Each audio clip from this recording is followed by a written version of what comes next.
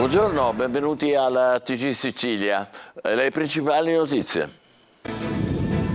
Contro i femminicidi, studenti in piazza ad Acireale per la campagna promossa dalla polizia "Questo non è amore". Al nostro TG la testimonianza di una denuncia per stalking. 4 arresti a Adrano per 2 cold case, omicidi mafiosi avvenuti nel 2008. La svolta grazie a collaboratori di giustizia. A Palermo necessario l'intervento dell'esercito, l'allarme di Assoimpresa per i troppi episodi di violenza. Catania sporca, dossier della CGIL che sollecita l'amministrazione Trentino. Il sindaco replica: gli spazzini ci sono e non devono andare al bar. Non c'è pace per i traghetti per le isole minori. La Siremar aumenta le tariffe, 20% in più sotto Natale. A febbraio altri rincari, sindaci sulle barricate. All'Ars previsto un pomeriggio di tensione, ieri centrodestra sotto, sul bilancio consolidato, i mal di pancia in maggioranza anche per i veti di Forza Italia a Cuffaro.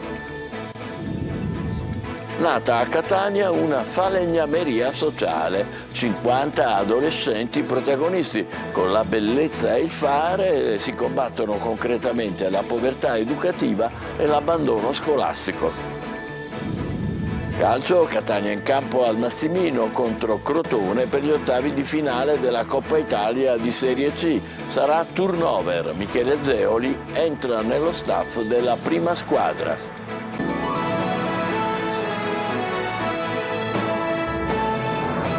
Bentrovati, questo non è amore, è la campagna contro i femminicidi promossa dalla polizia, oggi in piazza ad Acireale per incontrare gli studenti. Al nostro TG la testimonianza di una giovane che ha denunciato il suo stalker. Giusy Lazzara. Il mese scorso, ad esempio, ho fatto una denuncia perché mi arrivano telefonate anonime che mi minacciano a morte, ma se non prima ci uccidono non fanno mai un cavolo. Risuonano ancora di più oggi queste parole che arrivano dopo i 2 femminicidi di ieri. Non sono bastate le manifestazioni per Giulia Cecchettin, si continua a morire per un rapporto malato. Questo non è amore. Poche parole per racchiudere la campagna contro la violenza alle donne della polizia che oggi in Piazza Duomo ad Acireale incontra i ragazzi. Chi fa questa cosa non è un uomo. Una persona che secondo me all'interno ha qualcosa che vuole sfogare e la sfoga sulle donne, ma non è un uomo. Dopo l'omicidio di Giulia a quanto pare non è bastato nemmeno, io mi chiedo cosa si debba fare per far smettere tutti questi femminicidi ora e in avanti. L'amore non uccide, si è ripetuto tante volte in questi giorni. Un piccolo campanello d'allarme deve andarsene subito, devono andarsene, perché quella è il segnale, non cambiano mai. Chi commette un femminicidio si condanna alla massima pena. Molti infatti che commettono il femminicidio già pensano di suicidarsi. In aumento le denunce alle forze dell'ordine, ma è ancora difficile farlo per tante donne. Quando riusciamo a entrare in contatto con queste donne riusciamo a convincere, riusciamo a fargli capire il disvalore delle azioni che hanno subito e loro sicuramente si aprono e finalmente si liberano di questo fardello che portano con loro. Ogni giorno in Italia ci sono 85 donne vittime di reato di violenza e il 55% dei casi è la persona con cui si vive a uccidere. Priolo Gargallo, se non torni con me ti faccio fare la fine di Giulia. Dopo la terribile minaccia, l'autore, un uomo di 64 anni, denunciato dall'ex compagna, è stato posto agli arresti domiciliari con braccialetto elettronico. Nei giorni scorsi si era reso protagonista di insulti, pedinamenti, molestie nei confronti della donna. Delitti per la supremazia mafiosa ad Adrano, 4 persone arrestate per 2 omicidi avvenuti nel 2008. La svolta nelle indagini grazie alle dichiarazioni di alcuni collaboratori di giustizia. Tonino De Mana. 2 omicidi commessi per ribadire la supremazia del clan mafioso Sant'Angelo Taccuni è il movente, secondo la procura distrettuale di Catania, di 2 agguati mafiosi commessi nel 2008 ad Adrano. Quello di Alfio Neri, 39 anni, ucciso il 15 agosto, e quello di Francesco Rosano, di 37 anni, assassinato il 18 gennaio dello stesso anno. Le indagini hanno portato ad identificare i presunti autori dei 2 delitti, 4 affiliati della Cosca, ritenuti vicini alla famiglia di Cosa Nostra, Santa Paola Ercolano, destinatari di ordinanza di custodia cautelare in carcere emessa dal GIP di Catania. Il provvedimento è stato notificato a Giovanni Sant'Angelo e Antonino Bulla, entrambi di 40 anni, e a Salvatore Crimi, di 37, e Alessio Samperi, di 38. Sant'Angelo e Bulla sarebbero stati gli esecutori dell'omicidio Rosano, crivellato con 13 colpi al volto e al torace. Insieme con Crimi e Samperi sarebbero stati invece gli esecutori dell'agguato mortale ad Alfio Neri. Sin da subito le indagini ipotizzarono che l'omicidio fosse da ricondurre ad una ritorsione del clan Sant'Angelo Taccuni, in risposta al triplice omicidio di Daniele Crimi, Alfio Finocchiaro e Alfio Rosano, avvenuto ad Adrano nel luglio del 2006. Le indagini si sono sempre, hanno già ipotizzato le scaturigini o le motivazioni. È chiaro che poi l'intervento dei collaboratori nel tempo ha consentito, con i riscontri fatti dagli investigatori, ha appunto permesso di giungere a questo risultato, di fare luce su questi 2 efferati delitti mafiosi. La svolta alle indagini è arrivata grazie alle dichiarazioni dei collaboratori di giustizia Giovanni La Rosa, Vincenzo, Francesco e Valerio Rosano. Stiamo rischiando di far scappare i turisti. A Palermo è di nuovo allarme sicurezza e Assoimpresa, senza mezzi termini, dice deve intervenire l'esercito. Marco Gullà. Così facciamo scappare i turisti. È l'allarme lanciato da Assoimpresa sui tanti episodi di violenza che si registrano a Palermo ogni settimana. Dalle risse a Sferacavallo alla mala movida, con 2 agenti della polizia municipale aggrediti qualche giorno fa in via dei Chiavettieri.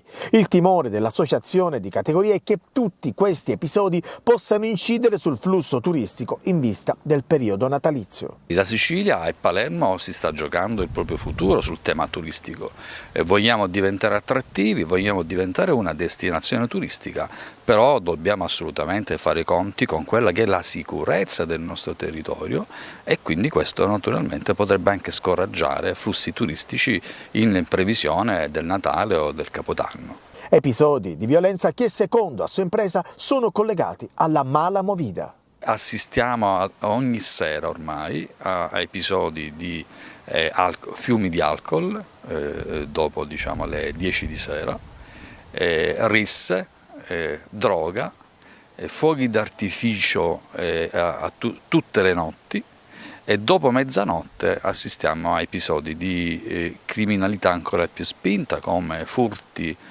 con scasso nelle vetrine di esercizi commerciali. Bisogna intervenire urgentemente, le istituzioni devono assolutamente fare la propria parte con regolamenti certi, anche con l'ausilio e con l'uso delle forze armate e perché no anche dell'esercito.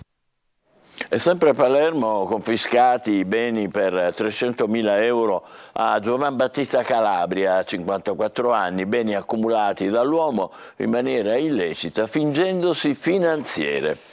La Guardia di Finanza di Trapani ha arrestato 4 marsalesi che operano nel settore del commercio dei carburanti. Nell'inchiesta ci sono anche 200 indagati. Le accuse sono di associazione per delinquere finalizzata al contrabbando di prodotti petroliferi. Catania sporca, c'è un dossier della CGIL che sollecita l'amministrazione Trantino a un confronto per restituire decoro alla città. Il sindaco replica: gli spazzini ci sono, lavorino e non vadano al bar. Tonino De Mana. O lavorano o lavorano, non si possono permettere di spazzare per 1 ora e mezzo e poi passare il loro tempo a prendere il caffè. Non ha usato mezze parole il sindaco Enrico Trantino, che è intervenuto su Telecolor a Focus, ha sottolineato l'importanza del servizio di spazzamento delle strade, che molte volte però non viene effettuato a dovere. Anzi, sono tanti i cittadini che al nostro numero di WhatsApp 342 74 55 005 denunciano l'assenza degli operatori ecologici. Risultato: strade e marciapiedi sommersi di rifiuti in centro ed in periferia, immagini che mortificano una città che per il Natale si accende ma che al tempo stesso rimane sommersa di spazzatura. La raccolta rifiuti non funziona e la CGIL mette nero su bianco un dossier. Le ragioni vanno ricercate nell'insufficienza di ore di lavoro dedicate alla raccolta della spazzatura, per la mancanza di operatori adibiti allo spazzamento e alla guida degli autocompattatori e anche nella mancanza di sorveglianza da parte del comune rispetto all'applicazione corretta delle regole e nell'incapacità di molti cittadini a differenziare correttamente i rifiuti. Si chiede un confronto con l'amministrazione comunale per restituire dignità e decoro, anche se il sindaco trentino non demorde ed avvisa gli operatori ecologici. Non certamente davanti a me, perché davanti a me, quando prendo qualcuno diciamo un po' più indolente, con gentilezza, con dolcezza glielo dico, e poi sempre devo dire che loro stessi chiedono scusa. Il resto lo dovranno fare i catanesi, sono loro che dovranno preservare la città e ricordarsi di rispettarla sempre e non solo davanti all'amata Sant'Agata. Aumentano i costi per i collegamenti con le isole minori dalla Sicilia. Dal 1 dicembre la Siremar ha annunciato un rialzo del 20%. Monta la protesta delle comunità isolane. Francesco Triolo. Tempo di rincari per i collegamenti con le isole minori della Sicilia. Dopo l'emergenza scattata per il rischio di vederli interrotti, adesso l'allarme è per un doppio aumento di prezzi che potrebbe penalizzare ancora di più l'economia delle piccole isole. Ad annunciare i rincari è stata la compagnia di navigazione della Siremar. Dal 1 dicembre scatterà un aumento del 20% per i collegamenti con Egadi, Eolie, Pelagie, Ustica e Pantelleria, ma per febbraio è in programma un altro rincaro del 10%, un ritocco in alto del listino sia per i passeggeri che per auto e mezzi commerciali. C'è il forte rischio che a causa dell'aumento dei prezzi di trasporto anche sui beni di prima necessità si potrebbe riflettere appunto questo rincaro, che sicuramente non gioverebbe alle comunità delle isole minori della Sicilia, in quanto già gravate da costi sicuramente più alti rispetto alla terraferma. Quindi questo sicuramente desta preoccupazione all'interno delle comunità di queste aree. Siremar spiega che l'aumento è previsto nei bandi delle corse a carico del Ministero dei Trasporti a causa dell'impennata dei costi di carburante che hanno comportato un aggravio maggiore, ma i sindaci delle isole minori non ci stanno. Ieri, su indicazione del sindaco d'Ancona, abbiamo attivato un percorso insieme a tutti i sindaci delle isole minori della Sicilia.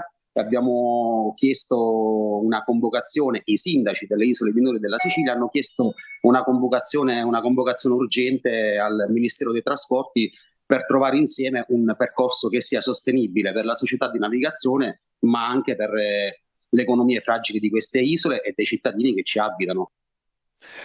E ora le tensioni all'Assemblea regionale siciliana, dopo che la maggioranza ieri è andata sotto sul bilancio consolidato. Sentiamo il commento del collega della Sicilia, Mario Barresi. Non è un bel segnale per il governo Schifani quello arrivato dall'ARS ieri pomeriggio. Il centrodestra è andato sotto sul bilancio consolidato, che è uno strumento squisitamente tecnico. 5 deputati di maggioranza erano presenti ma non hanno votato. Fonti della maggioranza tendono a minimizzare, ma è chiaro che i mal di pancia ci sono e il contesto è quello di una sorta di resa dei conti. Non a caso qualcuno addebita il flop di ieri anche alla rabbia della DC di Totò Cuffaro, che si è presa una bella vendetta rispetto a Forza Italia, che gli aveva sbattuto la porta in faccia sulla alleanza per la lista alle europee. Il clima alla vigilia della sessione di bilancio che si apre fra poco non è dei migliori, e con le opposizioni molto battagliere. L'obiettivo di approvare manovra e legge di bilancio proclamato dal governo Schifani e dall'assessore Falconi in particolare rischia di diventare un terreno minato. In tutto ciò, giusto per non farci mancare niente, Fratelli d'Italia ripresenta la cosiddetta norma salva ineleggibili e sana la posizione potenzialmente complicata di 3 deputati meloniani e di 1 di Cateno De Luca. E il presidente Galvagno propone di metterlo all'ordine del giorno aprendo una finestra nella sessione di bilancio. Non ce n'è di certo bisogno, visto che siamo nelle settimane decisive per provvedimenti importanti.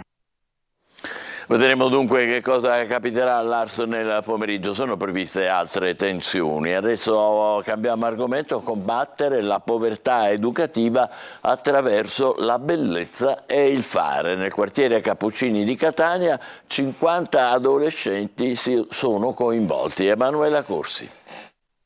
Librerie, panchine, tavoli in legno sono le opere realizzate dai giovani del quartiere catanese Cappuccini sotto la guida di 2 architetti, 2 progettiste e dei loro storici educatori. Una piccola falegnameria sociale che fa parte del progetto Di Bellezza si vive, che a Catania si propone di combattere la povertà educativa attraverso la bellezza e il fare. Il progetto sperimenta in 5 ambiti, che sono la famiglia, la scuola, gli spazi di vita, gli spazi culturali e i mondi digitali, e all'interno di questi 5 ambiti, che rappresentano il quotidiano di ogni ragazzo, noi abbiamo cercato di portare un'idea innovativa di scuola. Intanto una scuola che si basa non più su una scuola trasmissiva, ma laboratoriale, esperienziale, dove l'obiettivo era proprio quello di partire dalla generazione della bellezza. I manufatti in legno sono stati realizzati per il doposcuola gratuito che avviene nei locali della Curia, dove ci sono diversi volontari. Tra loro c'è anche Jessica, una laureanda che ha scelto di aiutare i bambini nello studio. Hanno voglia di imparare e quindi vengono con gioia e trasmettono questa gioia a te che impieghi, i pomeriggi in questo modo. Nel capoluogo etneo sono 50 i minori in situazione di fragilità scolastica o familiare dei quartieri Cappuccini e Tondicello Playa, coinvolti in questo percorso realizzato in collaborazione con l'Associazione Cappuccini e con la parrocchia Beata Vergine Maria in Cielo Assunta alla Playa. Facciamo una breve pausa, tra poco per il calcio, le ultime sul Catania in campo nel pomeriggio contro il Crotone. State con noi.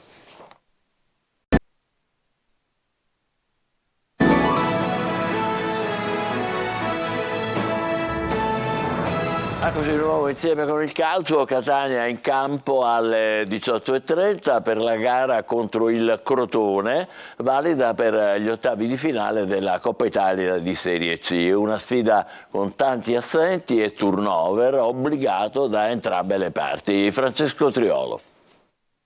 Lucarelli è stato chiaro, vuole la stessa intensità vista contro il Giuliano e non importa se oggi pomeriggio al Massimino contro il Crotone sarà turnover, anzi vale a maggior ragione perché il tecnico del Catania vuole capire se chi sta dietro è pronto per essere gettato nella mischia in caso di necessità. La gara valida per gli ottavi di finale di Coppa Italia arriva forse nel momento meno opportuno, quando i rossazzurri hanno necessità di ritrovare ritmi e meccanismi diversi rispetto alla prima parte di campionato e quindi un impegno infrasettimanale scompagina un po' anche il programma di allenamento, ma tant'è, e va onorata una coppa che andando avanti potrebbe anche rivelarsi un accesso privilegiato ai playoff. Lucarelli, che dovrà fare a meno del febbricitante Chiarella e dei convalescenti Ladinetti e Rizzo, confermerà il 4-2-3-1 ma cambierà diversi interpreti. Tra gli uomini attesi nell'11 titolare il portiere Livieri, assente da tempo per infortuni, i difensori Rapisarda e Mazzotta, i centrocampisti Zanellata e Deli, quest'ultimo da schierare trequartisti e almeno 2 tra gli attaccanti De Luca, Bocic e Sarao, quest'ultimo squalificato per un turno in campionato e quindi indisponibile domenica contro la Virtus Francavilla. Problemi di uomini anche per il Crotone, che arriva al Massimino senza diversi titolari, assenti Del Rico, Vitale, Gigliotti e Bove, indisponibili anche Leo, Dini, Felipe, Giannotti e Vutai, ben 5 i ragazzi della primavera convocati da Zauli. È una gara secca, chi vince passa, calcio d'inizio alle 18:30, l'arbitro è Grasso di Ariane Irpino. Novità nei quadri tecnici del Catania. Michele Zeoli entra nello staff di Cristiano Lucarelli come collaboratore tecnico. Chiudono invece la loro esperienza nel club rossazzurro Stefano Agresti, Emanuele Catania e Matteo Tomei, sollevati dai rispettivi incarichi.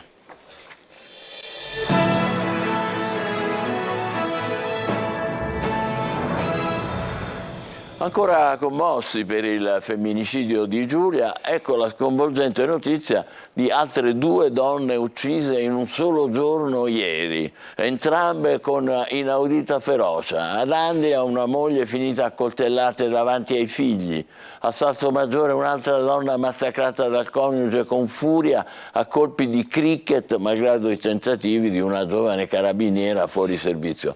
Non credo sinceramente, come dice qualcuno, che sia scattato scattato il perverso meccanismo dell'emulazione, come purtroppo è successo in altre occasioni, ma per casi diversi. Qui c'è qualcosa di molto più profondo che sta affiorando. Gli uomini odiano le donne perché le considerano cosa loro, esseri psicologicamente dipendenti, senza diritti, parità, libertà, oggetti di possesso che se contrastano si possono pure sopprimere con la violenza che meritano. Tremendo, eh?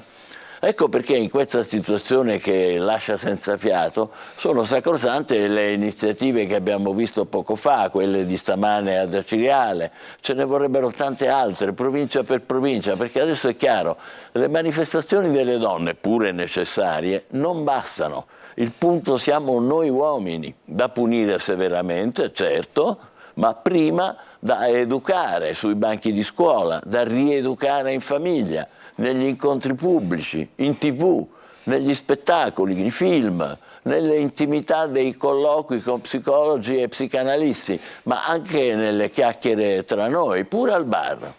Occorre un grande movimento culturale che veda protagonisti soggetti attivi, noi uomini, magari organizzando manifestazioni di piazza al grido di siamo uomini, siamo in tanti e rispettiamo le donne. Ci fermiamo qui, prossimo appuntamento con il TG Sicilia alle 20, grazie e buon pomeriggio.